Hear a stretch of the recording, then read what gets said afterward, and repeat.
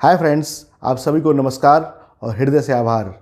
प्राचीन समय से ही मनुष्य अपने आप को लंबे समय तक युवा दिखने और युवा रहने के लिए प्रयासरत रहा है। आधुनिक युग की जीवन शैली में बहुत सारी जाने अनजाने में ऐसी आदतें हैं जो हमें समय से पहले बूढ़ा बना रही हैं।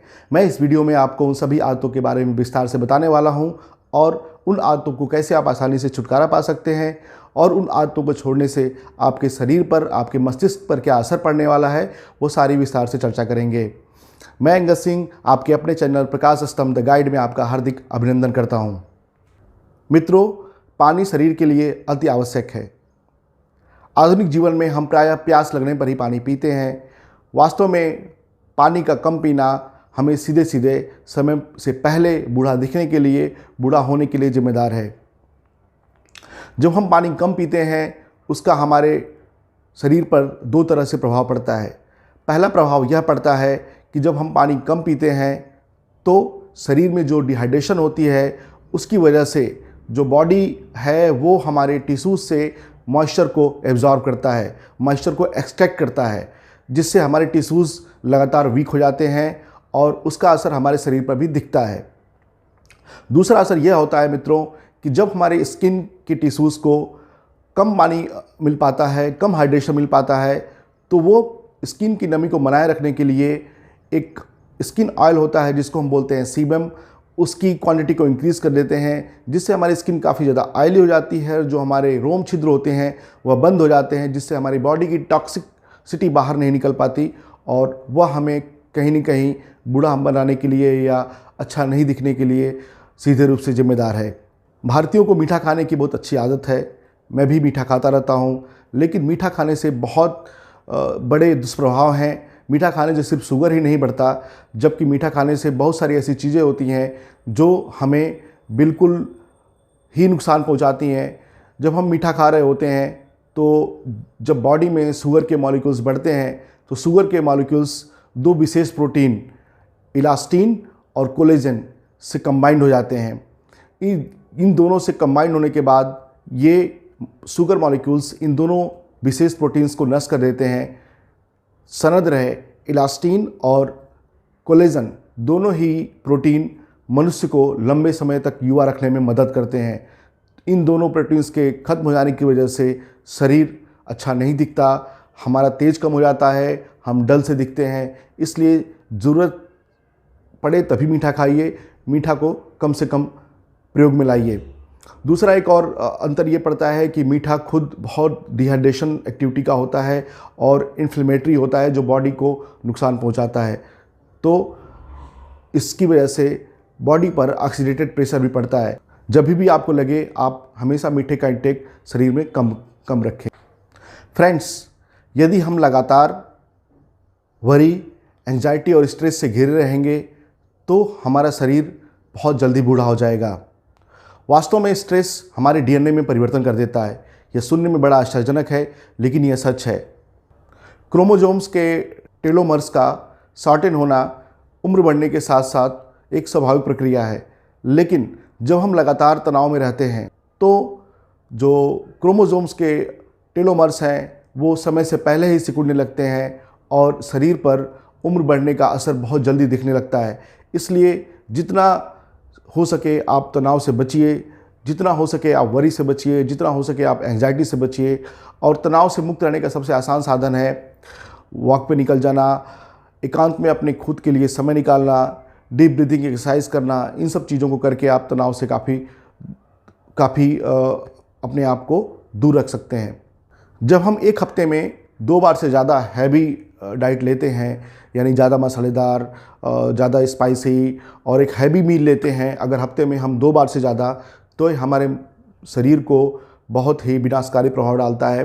होता यह है कि हैवी मील लेने की वजह से जो शरीर की हमारी जो ऊर्जा है वो जो मेटाबॉलिक प्रोसेस में लगनी चाहिए या जो शरीर के रिपेयर में लगनी चाहिए वो उस हैवी मील को डाइजेस्ट करने में लगती है, और जिससे जो शरीर की रिपेयरिंग की रिक्वायरमेंट है, जो कोशिकाओं को रिपेयर करने की ज़रूरत है शरीर को, वो उसमें वो पूरा नहीं हो पाता समय से और शरीर पर उसका दुष्प्रभाव पड़ता रहता है।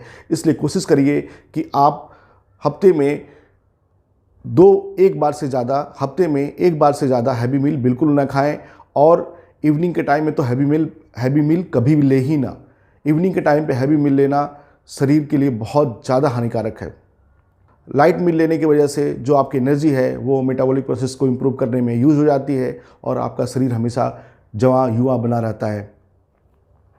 फ्रेंड्स, आजकल हम पेय पदार्थों को पीते हैं, जैसे कि कोल्ड ड्रिंक हुआ, जूस हुआ, या ऐसी कोई चीज़ें जो हम अक्सर एक्स्ट्रा से पीते हैं। पाइप जो होता है उसको यूज़ करते हैं। आपको जानकर ये बड़ा अजीब लगेगा कि स्ट्रॉ का यूज़ करना सीधे सीधे हमें बुढ़ापे की तरफ एग्रेसर करता है। एक्चुअली जब हम स्ट्रॉ से पीते हैं तो हमारे ये लिप के अगल बगल का एरिया की मांसपेशियाँ काफ़ी एक्टिवेट होती हैं और वो वहाँ पर लगातार झुर्रियाँ बनाती हैं, जिससे बहुत सारे व्यक्ति जो है वो झुर्रीदार होने की वजह से उनका चेहरा अच्छा नहीं दिखता।